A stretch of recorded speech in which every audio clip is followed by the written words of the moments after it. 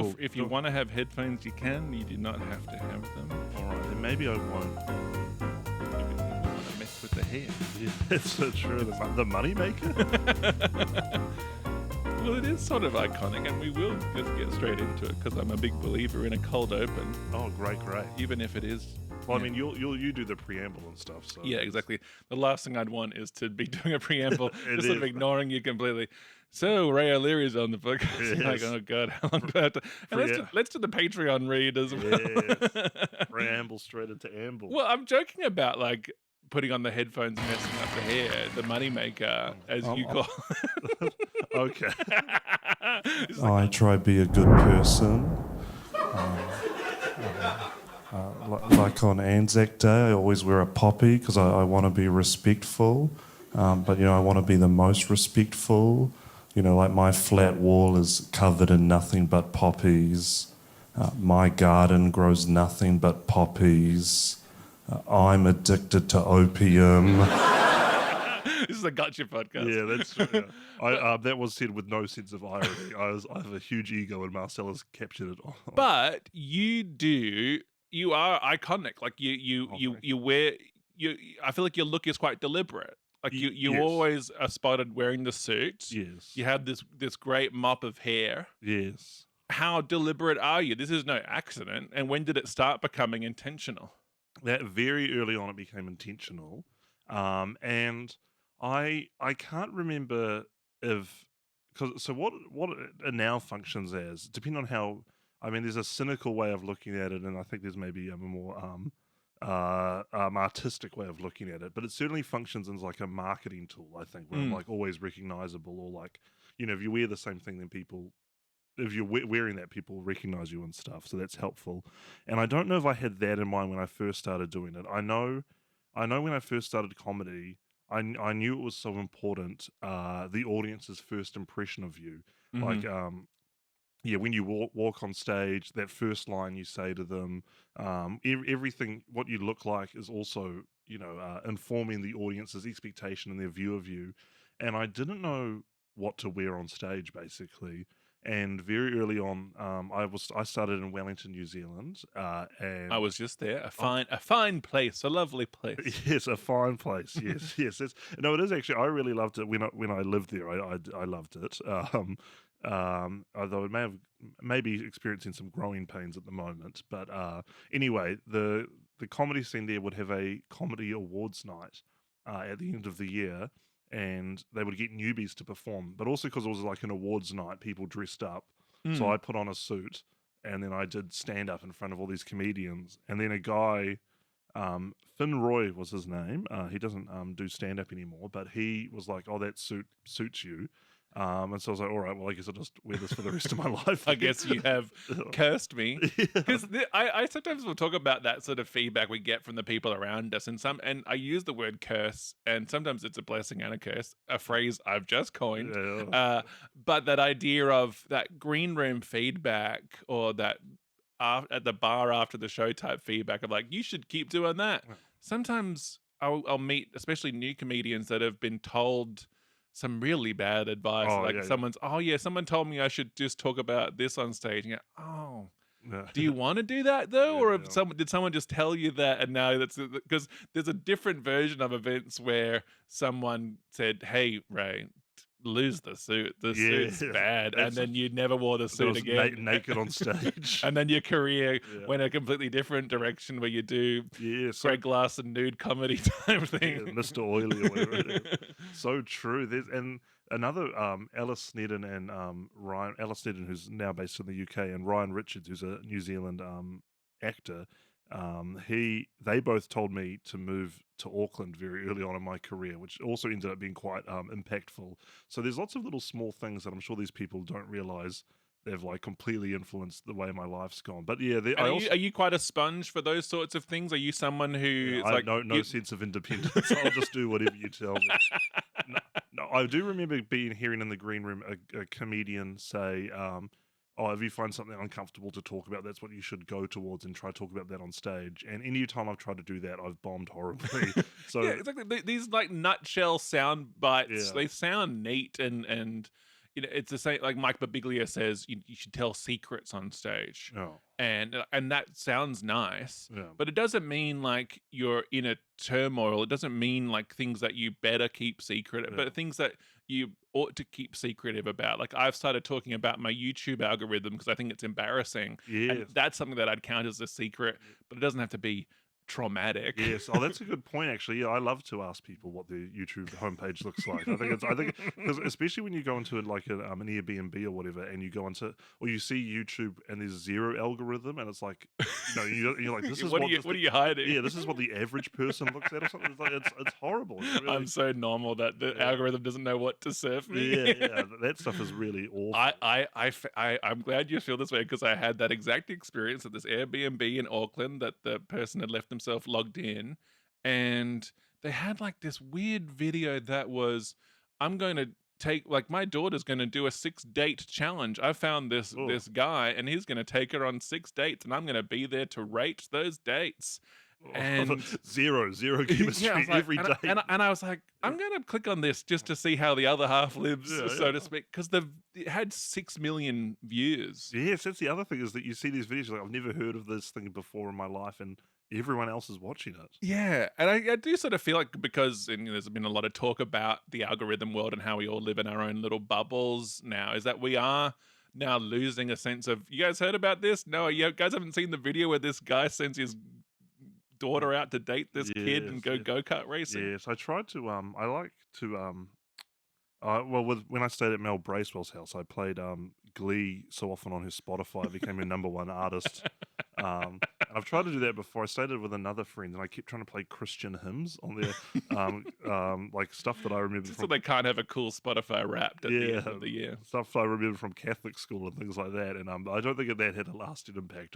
I think the YouTube algorithm is sophisticated enough. There was like, there was one day where there was super into Christian hymns, which is completely different to everything else you've ever listened to. Well, I can't trick them. but yes, but going back to the suit, I do think there's there's a cynical marketing ploy to it in that I guess if you always wear the same thing, you have a consistent image, and people will always recognize you, and that's especially again we talk about algorithms and like being on social media and stuff. I think that is super helpful because I think it just makes it easier for the audience to be like, oh, it's that guy. I've seen him before.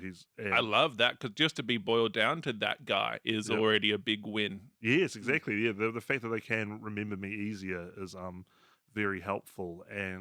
But I guess the more maybe the artistic approach, which I think I had more in mind when I first started, is this idea of like controlling what the audience are expecting from me, or like making sure how I presented on stage was sort of consistent with the person I was about to be, or what I was going to talk about. Like I like to think, I look, it's not a weird thing to wear a suit, but it is. I've also not done a great job. Like it doesn't fit super well. And the shirt, like I mean, the shirt's got stains on it and stuff. It should be an imperfect. You shouldn't look good. Yeah, exactly. And that's kind of the vibe. Like I really hope I look a little bit out of place when I'm on stage. I hope, and And when I say you shouldn't look good, that's not a rule, but it's imperfection. Yes, I agree. At least, and I think at least that serves me. The idea of like, oh, it looks like he's tried, but he hasn't quite nailed it, and and that's what I hope that kind of serves. The character I am on stage of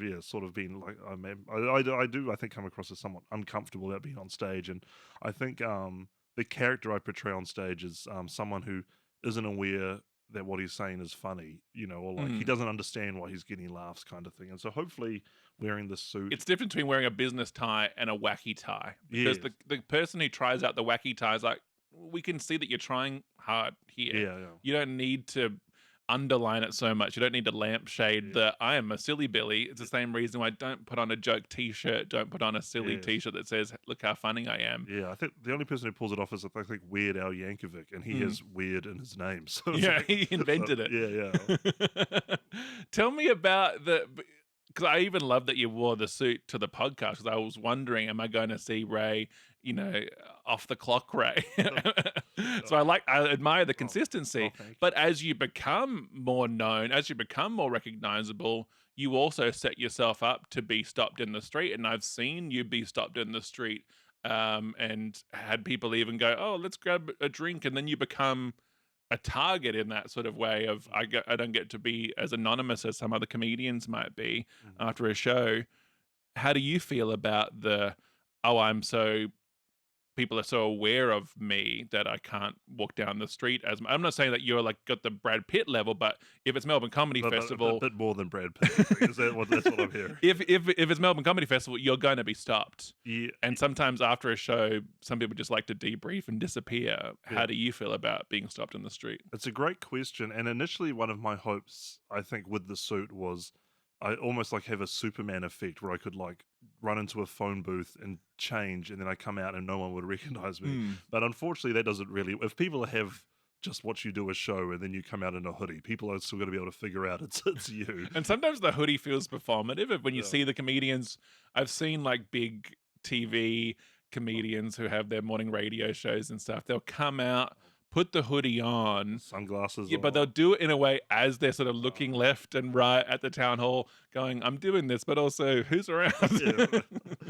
I will say I do think it used to be something I really worried about, and when I first started out, I definitely viewed I don't want to use the word fame, but I guess like recognition is like a necessary evil, where like, you're not doing it because you want lots and lots of people to know who you are, but you do need lots and lots of people to know who you are so you can sell tickets, so you can do comedy. It is a Um, commercial enterprise yeah, after all. yeah, exactly. Yeah. So it's sort of, yeah.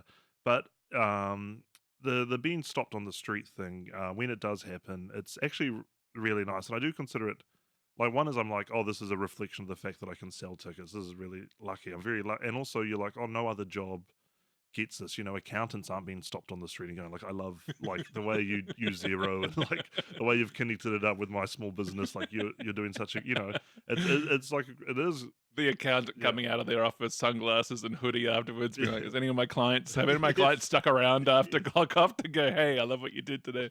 But yeah, it's really it is. I think overall quite a nice feeling. Norm Macdonald talks about it in one of the final chapters of his book of this idea, because I used to sometimes get annoyed by it, but this idea, but he sort of helped reframe my thinking. This sort of this idea of like people see you and they feel like they've won a prize just by seeing you, and you feel their love and warmth wash over you, and it makes the world, which is a cold place, feel a little less cold. Was roughly the words that he says, and it definitely you do get that feeling. It is very satisfying. This idea where you're like, oh, people like what I do so much they want to stop me on the street or talk or get a photo with me. It is This is a refreshing thing to hear because we do hear the opposite a lot of like, "Oh my God, those yeah, people are giving me a hard time. I can't believe I have to talk to people that have paid money to see yeah, me." And there is a balance, I yeah. think, that you don't owe people the world No, afterwards, yeah, but it no, is lovely. yeah. I mean, if the show, I mean, depends on how the show's gone, but normally if the show's gone average to good, I will, say, oh, if you want to get a photo with me after the show or whatever, I Hmm. will, and chat with me after the show. I will do that because it is, again, the only reason I have a career is because people But you will do come to wait, me. so you do eliminate that part of the show if the show's been bad? Oh, You 100%. That's I do. There are times where I'm like, this is the last thing I want to do is talk to these people. But because like, but sometimes, and you probably had this, is like sometimes I can be surprised when I thought the show was a 5 out of 10, and then Oh, in the lobby people will clarify that for you and go, "Oh, this is actually those people that really adored it, and maybe I just had a misconception of how it oh, actually was." 100%. If anything, that always happens. It's the other way. Like in Edinburgh last year in particular, I would, if I felt like the show was good, I would like beat the audience to the door basically, and I would shake their hands as they left, and that's if I felt the show had gone well. And my best shows, the people would just pile, they just go straight past me. No one would want to stop and chat or anything. They would just be like, "We got to get out of here." Oh, interesting. And the worst shows would be one, if I did stay behind, those ones would have more people saying, "Oh, thank you for that," or if I hadn't stuck around, people would find, like, I'd bump into people the next day and be like, "Oh, I was at your show yesterday. I loved it. Thank you so much." And I'd be Yeah, thinking right. that is one of the worst shows I've ever done. I can't believe you enjoyed that one. Like that was really terrible. I think it's important to be consistent, and I get it because I've definitely hid behind the curtain and waited for everyone to exit. But I think like for Roadshow this year, I was making sure that as the MC, and because also from a commercial standpoint, I was noticing the first year I did Roadshow, I wasn't getting many follows afterwards. So this time around, I was going to be in the lobby, make Oh, myself available.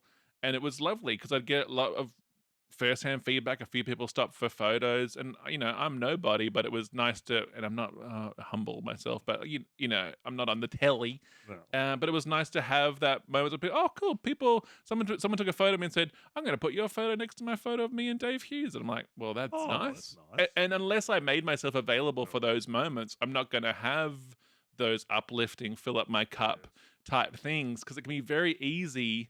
And there's so many comedians that are too cool to brave the lobby, too Yeah. cool to stand at their door and say thank you for coming or make themselves available for a photo shoot.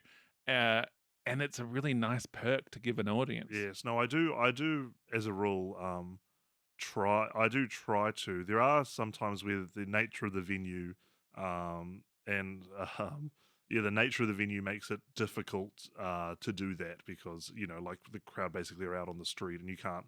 Then you're blocking, everyone trying to get, Yeah, the last thing you want it to be a slick thing as well. You don't want to be Yeah. coming out and be told, "Hey, get out of the way." Yeah, exactly. Oh, I'm meeting my fans. Yes. Excuse me, you're in position. Yeah, exactly. People are like, I had no idea there was a show going on. Like, I'm just trying to get to, and the other thing, speaking in a similar vein, I also audio record every single one. Every time I perform, I audio record, and I've done that ever since I've started performing, and I hopefully have a record of that somewhere. I may have lost some of them, but anyway, but listening to that as well, there's a similar thing where you're like, oh, the gigs that I thought went really badly, when you listen back, you're like, oh no, that actually went a lot better than Are you good at listening to them back consistently? I well, yes, I would say yes and no. I never listen back to a pro set. I guess if I'm doing material that I guess I consider gold and I feel like I've worked on enough, and I'm doing it at a paid gig, or maybe I'm doing my solo show for the 72nd time or There's whatever. going to be very few surprises there. Yeah, exactly. Yeah, and I'm also not someone who loves to riff on stage or anything like that. So I tend to I record it just to be safe and to have a record, and just to stay in the habit of doing it. But those kind of gigs I will not listen back to. But last night I did a new material night, and the night before, and if I'm doing new material, I will definitely listen back. And this is my advice for any new comedian: is I think you have to record your sets in some way because it's so hard to remember what line got a laugh, and not only what line got a laugh, but how big a laugh was it, and how long did the laugh go for. And it's something, yeah. And from the very first time I ever got on stage, and not many other people do this part of it, but I have a spreadsheet, and I list all the lines that I think that have a laugh, and then I rank how funny they were and how long the laughs did. And Oh, wow. and I try and calculate my laughs per minute, and I try to calculate how long each bit goes for.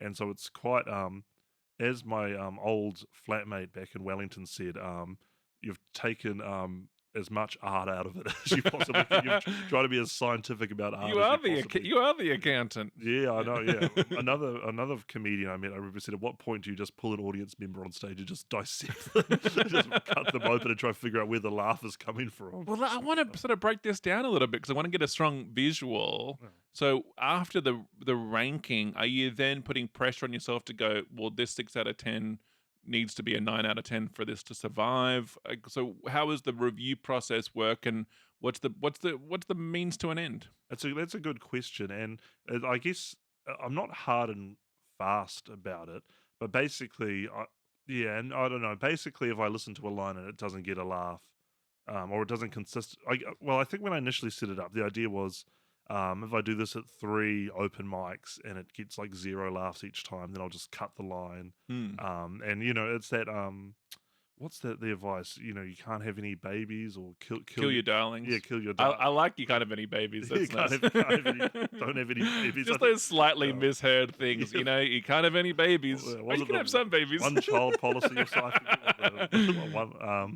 But it was. I think it emerged from that, and now I just kind of carry it on because that's the system I do, and I guess it helps me keep track of, I guess, the big laughs in the thing. And now if a joke just doesn't get a laugh at all, I tend not to even put it in the spreadsheet. But it is an idea of like, the hope is, I guess, of I do enough gigs, I can look back at this spreadsheet, and I can go like, oh, this one isn't really getting that big a laugh, or it kind of flopped every time. I need to cut it. That's the hope, I the love that. intention. I feel like Tom Cashman, if he had this, he would then put this in the show itself. Is Oh, then that's very bring up the spreadsheet and go, okay, so this usually gets a 7 out of 10. yes. Just look at the data of it all. I have thought about doing that, but I've never done a multimedia show. But I think that would be something to do. Is try. Although Ruben Solo has kind of already done that. He's got a great bit where which he did at X Factor. No, America's Got Talent. Oh yeah. And he did plotted the laughs over time in front of the audience, and when they stop laughing, then it plunges down and stuff. And then it gets another laugh as a result. It's a very clowny sort of bit. I saw Ben Caution once had a joke fall flat and then played an audio recording of the prior night of the joke going better, which I adored that move of going like, well, actually that joke usually goes better, and here's an example of it. Is just incredible. So funny. Well, you're working on new material. I mean, I wonder if any of the jokes that you did you say last night you did some new stuff? Yeah, and the night before and on Monday. Yeah. How can we rank some of those? Can you give us any examples of like how happy you were with any of those? I was very unhappy with my set overall, but yeah, I don't know if I want to how many lines I want to give away, especially while I'm still working on it. No, by all means, you can be precious. Keep things close to the vest. Yes, but there was one line that went. I think it's going to be in the show next year, but I'm trying to write a bunch of jokes about how I ate my twin in utero. Is this a real thing? No.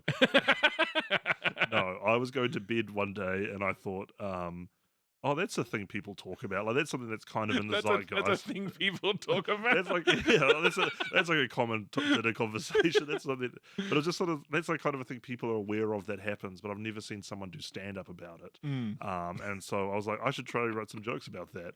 And that was kind of what pushed me to do it. Which again I think is also important. If there's people who are listening who want tips in comedy, I do think. I do think trying to think about things that no one else has spoken about on stage is very, very important. While also not killing yourself to double check and do all your homework. Has this never been said before? But if it feels fresh, yes, I mean, I mean, it's almost impossible to come up with a topic that no one's ever spoken about. And you need to make sure your angle is fresh. But yeah, I think it does help you stand out if you're talking about something that's not commonly spoken about. Yeah, like something in the zeitgeist, like eating your twin in utero.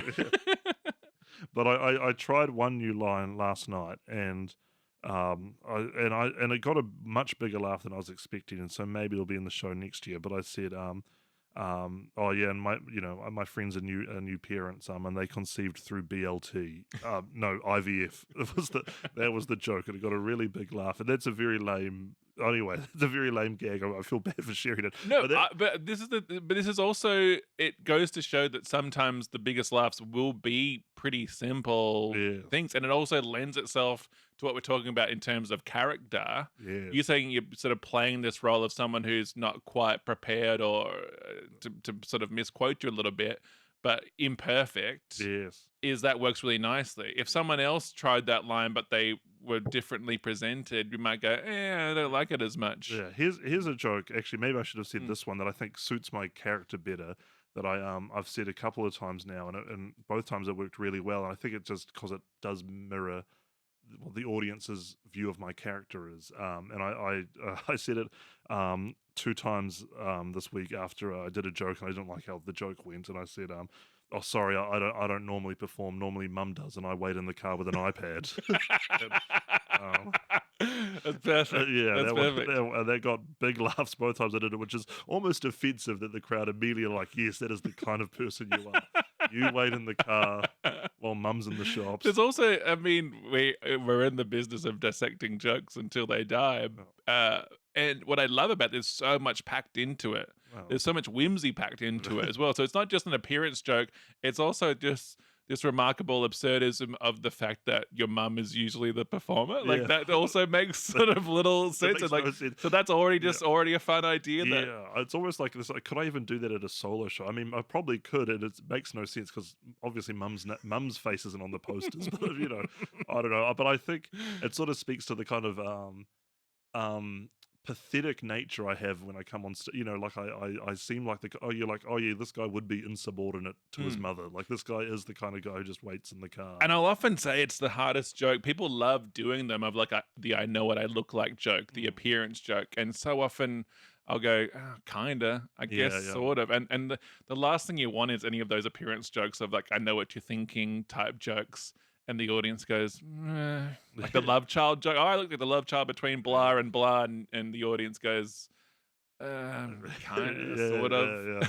Yeah. Like, No. but to hit the nail on the head feels good. Yes, it does. It does. Yeah. And it feels like the sort of one that when they're doing the gala montages, that's a montagey type, quick, easy, digestible joke as well. Yes, very true. Yes, I wonder if I could do it as an opener, but it definitely it speaks not just to that particular one line about the car and the iPad speaks not just to how I look, but I think how my character comes across on stage. It's an attitude joke. Yeah, exactly. And I think that's important. I think that's something I'm very lucky I happened to stumble into very early on in my career. And it's not intentional, it's just the way I was born, is that the way I look and present on stage is very consistent with how I talk and what I want to talk about. Like, I think I come onto stage and the audience are like, okay, here's this loser nerd, you know, here's someone who's like, you know, he's a nerd, so he's like book smart, but he has no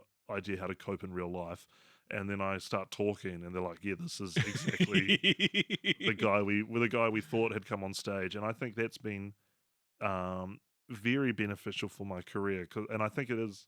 I mean, again, it's cynical. I think to worry. Maybe it's cynical to worry this much about how you appear on stage, but I do think it's important for any comedians listening.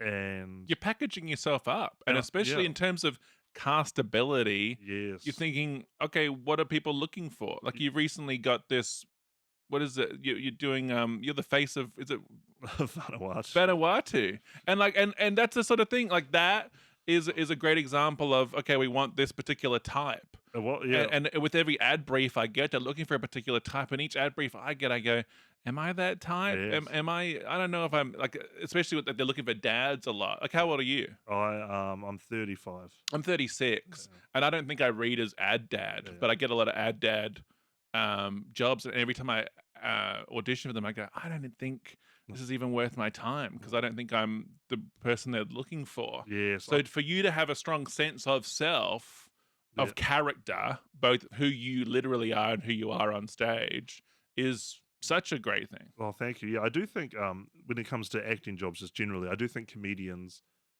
they tend to be, they kind of got this Seinfeld curse where it's like, oh, you can only play yourself, which is, I mean, obviously it can really pay out in the way it did for Seinfeld, but often Seinfeld also played a bee that time. Yeah, that's true. And he also plays a pretty great Zionist as well. He's doing a great job of that.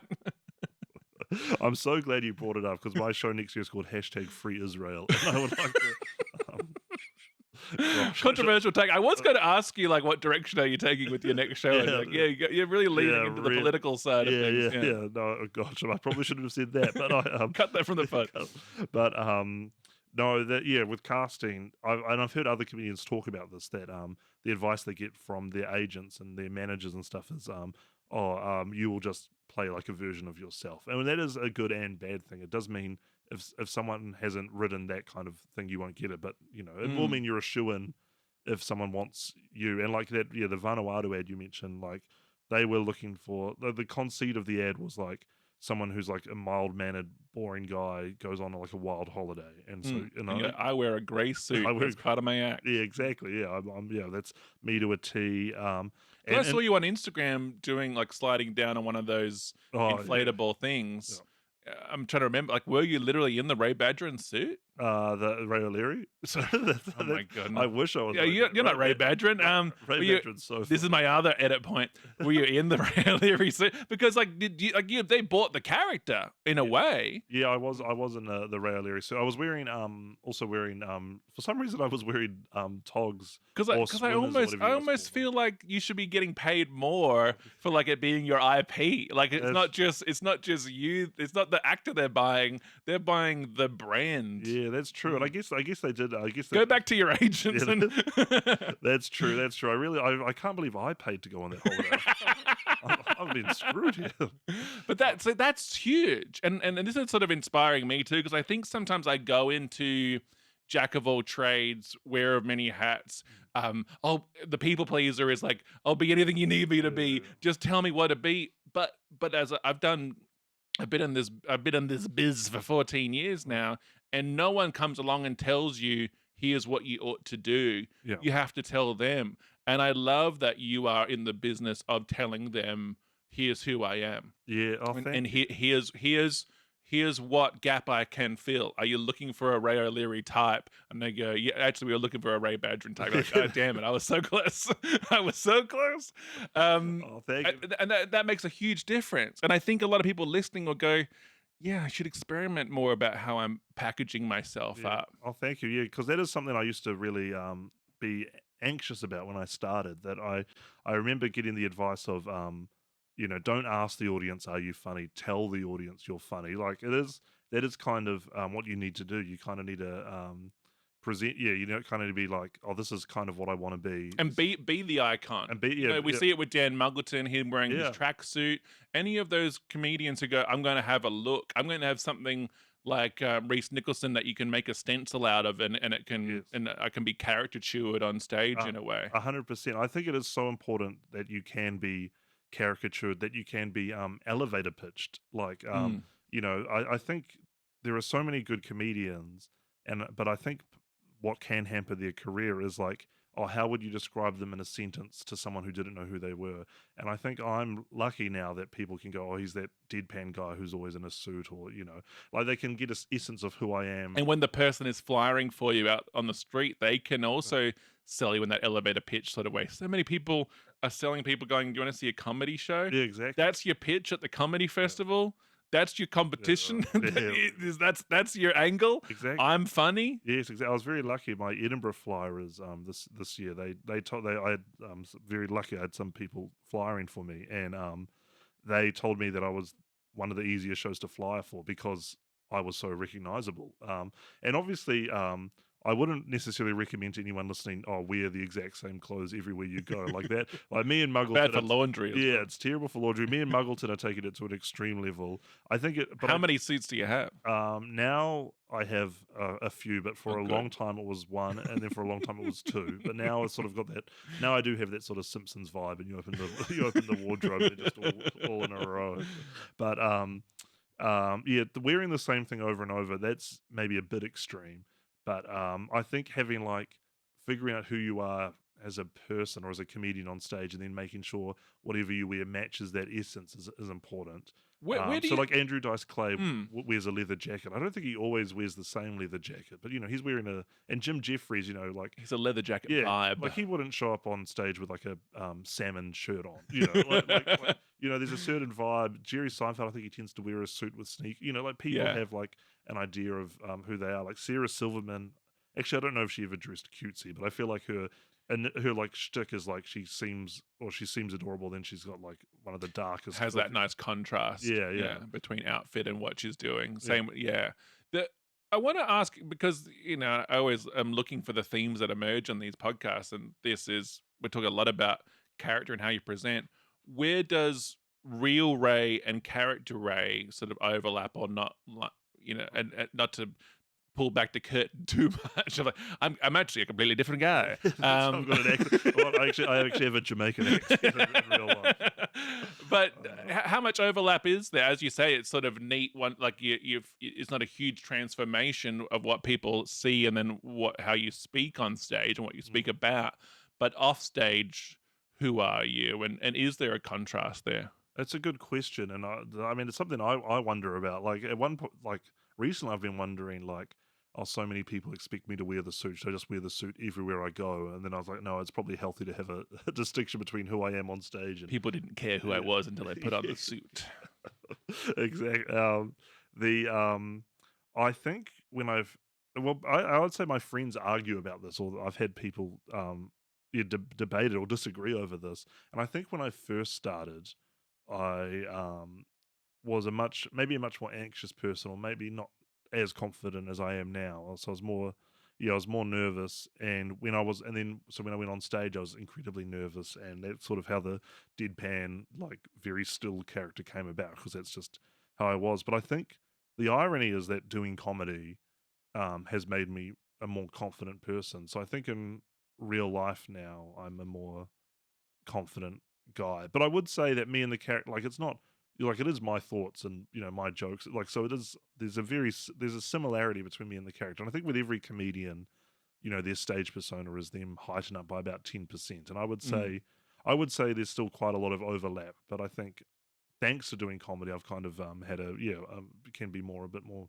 confident in real life now. Yeah, it makes sense because I think too, especially like playing the very common low status, I don't really know what I'm doing here, and then sometimes the performance themselves will play small. And I was saying this too, having been in New Zealand, and I think it's an Australian thing as well, is a lot of jokes that end with like, oh, but what do I know? Or like, oh, that needs a punchline, like often ending with like a, oh, sorry type energy of like, that, like this being the punchline, what do I know type energy only takes you so far. And I think also the distinction is, am I doing it deliberately as part of my character, or am I actually unsure, afraid, lost? Mm. And I think when it's deliberate, and as you say, you sort of I'm making a deliberate move to play a low status, Mm. lost boy, backseat with an iPad type character. But if I I was... never said the backseat, by the way. That's something that you've placed me. You've put me in. Oh, you're definitely in the back seat, and you're in one of those like I'm in the booster booster seats. seat as well. Middle back booster. The worst. But if you were literally that, you wouldn't be surviving in the world. Yeah. And there are some comedians, and I don't place you among them. There are some comedians. I think Sam Campbell's an example where I go, I don't know how you exist in between shows and stuff. Like you seem like you ought to need to be taken care of, Sam Campbell, between things, because he has this wandering genius type energy. But and you wouldn't place me in that category. I don't think you are of a wandering genius. You strike me as someone that knows how to get from A to B. That's true. Still simpleton. I think it's that right. But you know what I mean? It's like the people that are such sort of characters on stage that I go, I can't imagine you making breakfast. Yeah, I mean, I've met these guys off stage, and I have the same questions you have. Like that is, there are some people who you can't. There's a lot of people who ask a similar question that you just asked me of like, but are you really like that? Or lots of people ask, like people I know, like more original. Like no, they ask like, is he really like that? Which is almost an offensive question. Like, there's no way he could possibly be like that all the time. He can't be that much of a freak. You a disgusting schlub all of the time. Yeah. I never said that in my act. Yeah. It's fun you mentioned the New Zealand comedy scene. I remember I felt like, when I lived in New Zealand, or when I was working, when I worked more in New Zealand, now I tour Australia a lot. When I used to think, oh, I'm really deadpan, and that's really setting me out from all these other comics. And then Leslie Jordan, I always get her name, the woman from SNL, who Leslie Jones. Leslie Jones. She came to New Zealand, and she was doing our club and stuff, and I met her, which is a lovely lady. But she did a set, and I remember watching her perform and doing her act outs and stuff, and I was like, oh no, that's high energy. Every New Zealand comedian is low energy. I thought I was like especially dead. I was like, no, I'm just a New Zealand comedian. This is what high energy looks like. Yeah, and high energy is properly brave. I think so many people do this too cool for school performance where they play small, and they're doing it with this nonchalant, cool guy energy, but really I think a lot of it is fear driven, of the idea of going big as Leslie Jones is terrifying. Yes. So I will play the low. I will play the character who is like, oh, I just I'm going to reference a comedian. I won't reference them by name and I want to just say their set went really well, but use them as example. They have a joke where they go, I'm not actually that prepared for this. I kind of wrote this on the bus, so here's my joke today.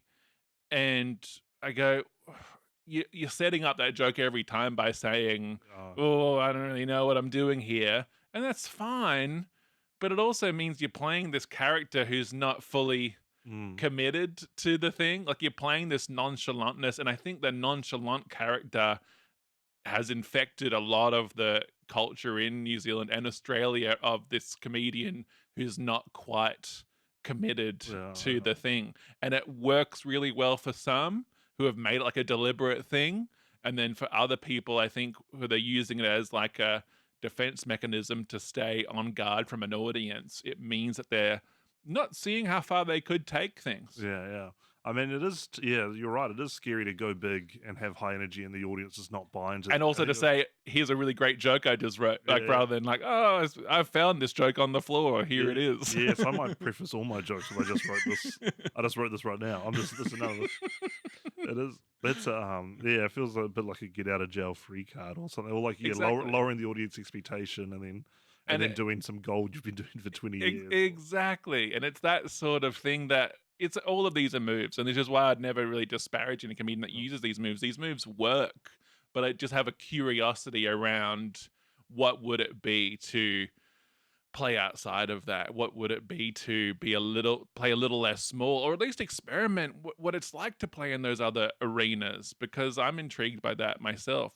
I want to talk about early days New Zealand, and then things starting to become Please, things starting to go in. Oh, hold on, there might be a career in this. When did it start to become something that you saw there was potential in? Good question. It depends on how what you mean. Before I started doing comedy, I was like, I want to make this my career. Like, I don't want to do my day job anymore. You came in with a very deliberate energy. Yes, yeah. I was like, yeah, I wanted to be a full-time comedian, and I was aware that it was possible in New Zealand. Like, I mean, all the TV work is in Auckland and stuff, but I was aware that there were people who were appearing on 7 Days, which is our mock the week type show, our weekly panel comedy news show. And I was like, if those guys are, and in my head, I was like, oh, if people are appearing on New Zealand TV, they must be working in comedy full time. Which the answer is actually no. Yeah, which is quite confronting. Yeah. That's actually yeah.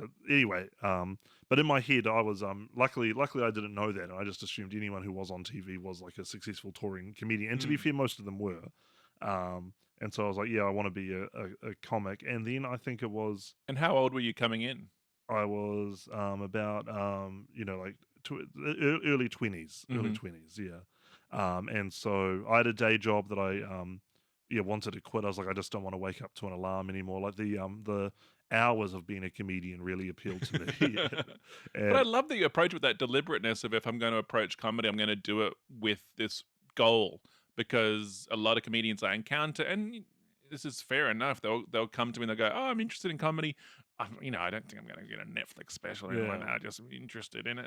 But I like someone coming and going, I'm looking to make this my full-time thing. Oh, thank you. Yeah, sometimes I worry it's a little cynical or cold-hearted, but I want. Goes against tall poppy syndrome in a big way. I was like, who the frick do you think you are? Yes, I did have. I used to live in a flatmate of just a flat of 5 comedians or so, and I remember admitting to one of my flatmates that I was like, oh, when I started, I wanted to be I was like, I'm going to become a comedian full time. That's my intention. And I remember him going, "You're insane." That was a crazy thing to think. And I think he said, "None of us are going to make it." Was yeah, and it's a reflection of them every time. When someone comes back at you with that, it's their own fear, it's their own baggage. Especially them saying, "None of us are going to make it." What a easy defense mechanism for that person to go, hey, you're not going to make it. I'm not going to make it. I've already set this house aflame. Don't worry about it. We're all going to die. The doors are locked. We're trapped in. Yeah, it's a corny thing to say, but it is that thing of like, oh, if you do believe that, then it's true. It's that manifestation. Yeah. I mean, I'm not like a spiritual person. But I do think there is an element of self-belief that is required. It's like that thing of like, if you believe you're going to win the running race, then you're going to put in a little bit more. It like makes you put in a bit more effort, and like, I don't know. And how do you go in running races? Does the suit slow you down? I'm like a leopard out there. I am a blur. That's one of your secrets, is that you're actually super fast. Yeah. I'm going to borrow Josh Earl's podcast for a moment, Four Burners. Yeah. Because that all talks about the sacrifices one has to make. You kind of all like health, family, work, I think maybe the fourth burner is hobbies or something, Yeah. but that you can't have them all burning equally, that you have to make sacrifices in order for like something like career to really Yeah. take off. Were you the sort of person that sacrificed other things to ensure that comedy did become career? Probably yes, I would say. Definitely comedy is number one. And I mean, looking back at my life now and looking at those other things in relation, I was like, yeah, comedy's definitely been the priority. And I was trying to like gig as often as I could. And I mean, in Wellington, to be fair, that was only, twice a week. So it wasn't a huge amount, but I was trying to write as much as I could. And also, the benefit of when you have a day job is you do have a real motivation to work on comedy because you've got something to escape. You've got, It's you're Andy Dufresne chipping away at that at the yes, wall. Yeah. exactly. Yeah, you're looking up at your Rita Hayworth post every day, going, "How can I do a bit about Rita Hayworth?" But Going out on your work breaks and just a little bit of rocks coming out of yeah, yeah. down your pants. Don't you guys hate it when the water? And you're like, this is very niche. But yeah, yeah, I would say looking at my life now, it's like, oh, it's definitely been all comedy focused. Oh, and the other thing about having a day job, the benefit is that your time becomes more scarce and therefore becomes more valuable. And I think I was a much better at writing. I was much better. My work ethic at writing was much better. Whereas now I have a lot more time, which ironically has made me much worse because I can just write at any time, which means you don't write, which is not good. I feel the same way. Yes, Yeah. but in 2019, I finally went full time in comedy, I believe. Yeah, and I've been doing it for about 4 years, maybe less. But the New Zealand comedy scene at the time, it was a golden age of government funding and comedy being on New Zealand television, I think, which I didn't properly appreciate at the time, or I didn't realize how unusual that was until I came to Australia. But but New Zealand is such a small scene, and there's so few comedians that if you're all right, if you can easily rise to the middle, basically. And if once you're in the middle, there's not that many comics for them to choose from, so you're bound to be either on TV or writing behind the scenes. Like within 6 months, I had done a gig. I'd done a 6 minute newbie spot, and Ursula Carlson headlined. And Yeah, at the wow. time, I remember being like, "Oh, this would be like if I was in America and I was 6 months in, and I did a gig with Jerry Seinfeld, and that would just never happen." So I was aware of how unusual. We've got our third Jerry mention of the episode. We love him. We love. I don't not a Do huge. you want to shout out your next show title again?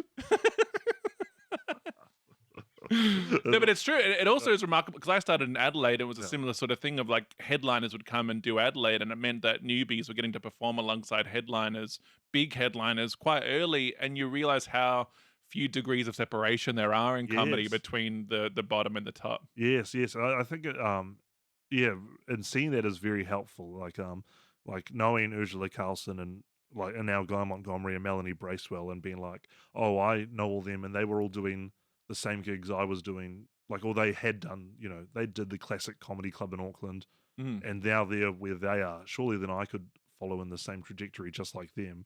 I But just did the classic, and I'm waiting for my ticket Did you, to the big Rose time. Manafeo's going to call at any moment. But yeah, So anyway, the point was that there was a lot of TV work in New Zealand. Like there was 7 days, and then we had our own New Zealand version of Have You Been Paying Attention, which started in mid 2019. We had a show called Jono and Ben, which I write for, which is kind of like, I don't know, Hamish and Andy or something. And I would Thank you for translating all Yeah, of these thank things. you. I Yeah. appreciate that. So I'd pitch gags. I'd write gags for them. Have You Been Paying Attention New Zealand? If I wasn't on the show, I would watch the news for them, and I would help write questions for the show. So there was the Project New Zealand existed. So there was shows. There was that. We had another current affairs show that employed a couple of comedians. So there was just You're talking about the gold rush. it was crazy how much work there was. And with this feeling of like, were you spinning around in the street going, this is never going to end? This is Yeah, always that's gonna be true. great." Let's invest.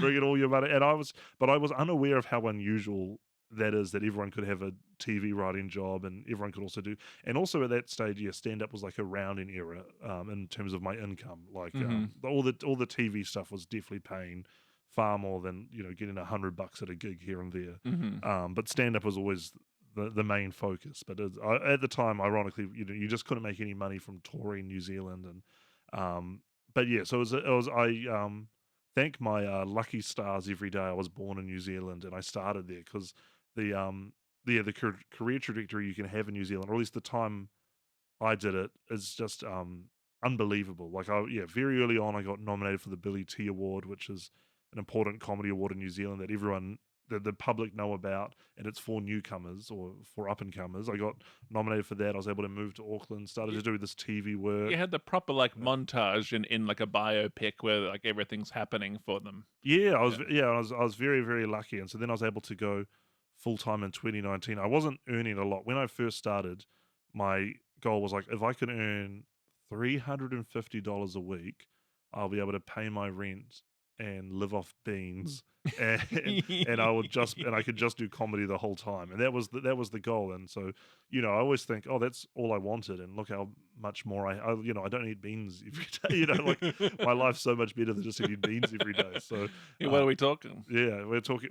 I have navy. I do 4-bean salad. Now. Okay, Yeah, the 4 beans. Yeah, it's not. Yeah, I want you to still be like relatable to the audience. Okay, so don't like sound like, oh, okay, Ray O'Leary's too good for kidney beans or like something. golden cutlery. No, it's things are a bit better than just yeah, you're still eating into the beans, but it's out of a golden bowl with golden cutlery on a yacht. I got a taste for beans after those 4 years.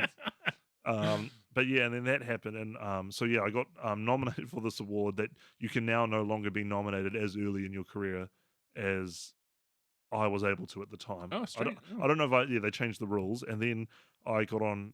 Have you been paying attention? Eventually, I was doing these other TV shows and like appearing in sketches for John and Ben, and then doing 7 Days, and then Have You Been started. And when Have You Been in New Zealand started, I believe they were they were looking for comics who hadn't been on 7 Days heaps, but were but I guess we're still They could have a bit more ownership of them. Yeah, I think they were just hoping to differentiate themselves because they were both weekly comedy news shows, and unfortunately for them, 7 Days had been around for a long time, and so most of the good comics had already been on that show for quite a while. And so this is the reason be available. Exactly. What is it, all luck and perspiration or whatever. Yeah. But I happened to be around at the right time. I'd done 7 Days once, so and it had gone. I think I had a good debut. I was lucky, and then the next 2 episodes I went down. So don't you worry. But the main point is you start strong, and they remember that. And then your foot is in the door. Yeah, exactly. And I was lucky that at the time they were like, we don't want people who are super associated with 7 Days. And I did an audition for Have You Been? It went well, and so then I started appearing on that show a lot. And then I reached out to the Australian version of the show, and I was like, oh, I've done the New Zealand one. I'd love to come over and get involved at some point, or what. I said you just did that independently. You were representing yourself. Yes, I was independent of this again. So in New Zealand as well, there's no such thing as comedy. So there is one comedy manager, but mostly people have acting agents to connect them with scripts and ads and stuff. But you don't really have the New Zealand scene is so small that you just don't need that middleman. And there's also the money in it.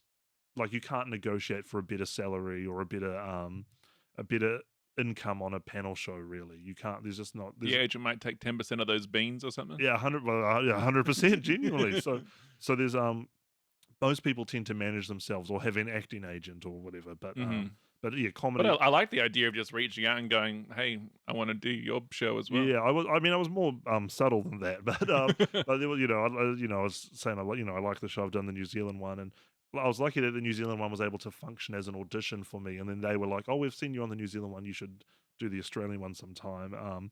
And now the New Zealand one doesn't exist anymore, so that pathway is also gone. So there's just, I feel like I'm very. You got off the sinking ship and onto the other one. 100%. And now New Zealand is also in a position where all the TV shows are being cancelled and no one's. And just when I'm going over there to do the reverse Ray O'Leary of going, okay, I'll do the classic, and then I get on New Zealand. Have you been paying attention? But I haven't been paying attention to whether that show's on anymore.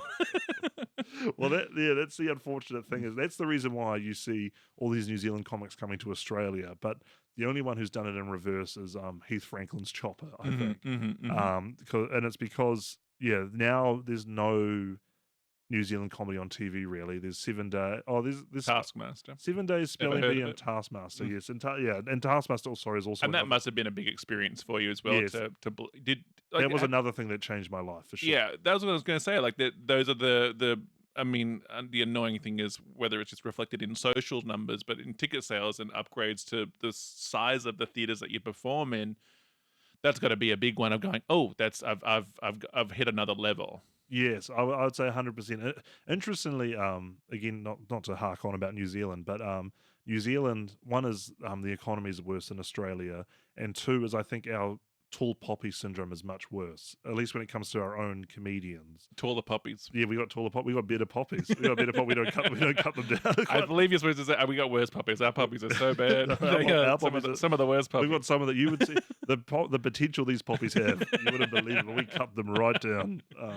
Yeah, New Zealand. There's a strong sentiment in New Zealand that New Zealand comedy is just no good, despite I would say the insurmountable amount of evidence to the contrary. It's such a great export. Yes, it's crazy. It's a huge export, but internally there's a feeling that everything we do is really bad, which is I think produces such good comedians because we have terrible audiences with with terrible expectations. And Here's Flight of the Conchords. We just wrote this on the way here. It's not even that good. I mean, it's fine, I guess. But yeah, the audience I think has such.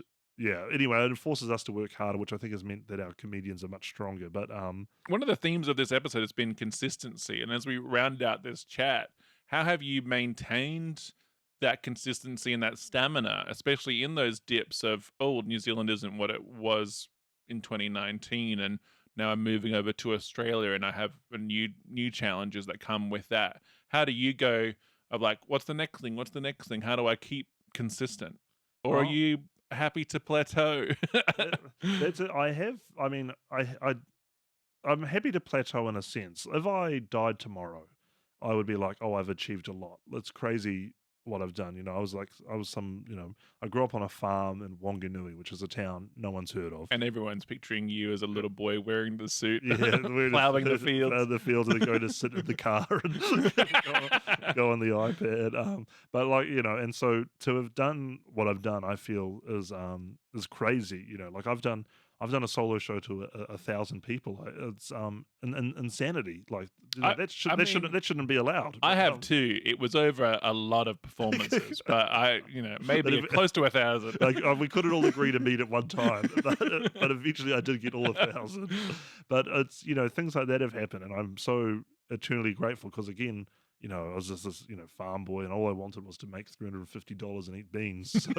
So anything beyond that is such a crazy bonus. But at the same time, yeah, I don't have I wouldn't say I'm satisfied with plateauing. I want to keep writing comedy. I want to keep making really good jokes. I would love to. Another goal of mine, I'd love to write on a sitcom. I'd love to do that kind of work. So yeah, I have. I guess I have more aspirations, new challenges. Yeah, exactly. And so I think the challenge of churning out a new hour-long comedy show every year, forces me to do that. And it can be tough to find the time of I think Dan Connell's someone who's figured it out, but the trying to figure out when do I put away the old show and when do I start doing the new show, and trying to balance that which is currently what I'm doing right now, and I still need to figure out. But I think that is a balancing act. But you're about to film a special. I am this Saturday. Well, from the time we're recording, I don't know if this will be out in time, but this will be out on Monday. But yes, I'm going to film the show, and then I'm going to do it in Geelong, and then I'm going to go to the United Kingdom in February and March, and I'll do the show along there. And again, speaking of explosions, doing Taskmaster New Zealand, that's something that's giving me a fan base in the UK. Not like a huge one by any means, but there are people in England who know who I am because of that show, which is just so insane to think that. And David Correos is testing that out right now. Yes, 100%. He's doing 3 sold out shows in London. And also I love, because I saw him do this, he posted on the Taskmaster subreddit to go, hey, if I came over, and I think this tour is called Thank You r/Taskmaster, which is great and once again, it's similar to you reaching out to have you been paying attention to Australia and going, hey, I'm interested, is having to humble yourself to just post on Reddit and go, hey, if I brought a show over, would you come see it? Well, Hell yeah. I Yeah. love that. No, That's great. yeah, you have to humble yourself. I'm messaging people who run, open mic gigs and say, "Can I please jump on and do?" Yeah. I'm begging to get on these little spots and stuff. Like, Yeah, uh, that's well put as well. Because sometimes I go, "Oh, open mics." Not that I'm too good for them, but I go, "Oh, am I going to make good enough use of my time true, there for it true. to be worth it for me? Not worth it, not that I'm too good for it." But sometimes I go, "Oh, this was 3 hours of my life. I can't Yeah. get back. I should have I should have made better choices." You're also doing a new material show with Emma Holland as well. Yes, I am. Yes, there's I've got a range of new material shows coming up in Melbourne this year. I'll be going to Geelong if anyone's in Geelong. And if you're in the Gosh, you United love this Geelong you keep mentioning. Why don't you marry it? and if you're in the United Kingdom, I'll be there, and I'll have a new show that'll be being announced soon for next year. And you promise photos after the show. Uh, Every show, photos, that well, thank yous, handshakes. that depends on the quality. That depends on what the audience brings. So if I don't do that, just know it's your fault personally. You should start formalizing the meet and greets. They're very informal. But yeah, I just wander out to the lobby or wander out after, like in Edinburgh, I was just wandering out into the courtyard. I think And you're very close to the Lizzie Who getting a little backdrop and people having a little Lizzie Who photo booth. Oh, does she have Yeah. a photo booth? Yeah. Yeah, yeah, it is very nice. The worst thing is I worry that I'm disappointing to talk to because I'm in real life I'm just not particularly funny. I don't feel like, at least talking to strangers I've just met, I'm not particularly. I'm glad you said it because I've been trying to find the words to say this for this whole hour. I've been like, oh gosh, this is a What- bit of a grind. what a drag. I do find that as well. Anytime audience members come up after a show and like you're sitting with the comedians, is I'll often say, hey, just so you know, like you can come and grab a drink, but just so you know, this is going to be dull. Like we're Yeah. going to be talking about, oh, have you done this gig? Oh yeah. Hey, what about this one joke that I did earlier in Yeah. the set? Did you think that was funny? And you see the glazing over of Yeah, that I- person's eyes and the regret of, Yeah. yeah, I might go sit with my Yeah. friends again. Yes, Guy Montgomery had a great joke about people wanting to talk to him after the show, and he said, "And I've clearly already just done all my best stuff." Like that's, Yeah, like I've got like that's you've just seen an hour of me at my best, and now you got to get like the dregs. I did a show once where I talked about moving to Melbourne and everything that came with it. And then afterwards, I had a friend ask me at the bar, so where are you living at the moment? And I'm like, I just did a whole I caught up with you via the show. Don't ask me about my life. It was in the show. This has been great. Where can people find you on the internet if they are of the uninitiated? At Ray O'Leary Comedy across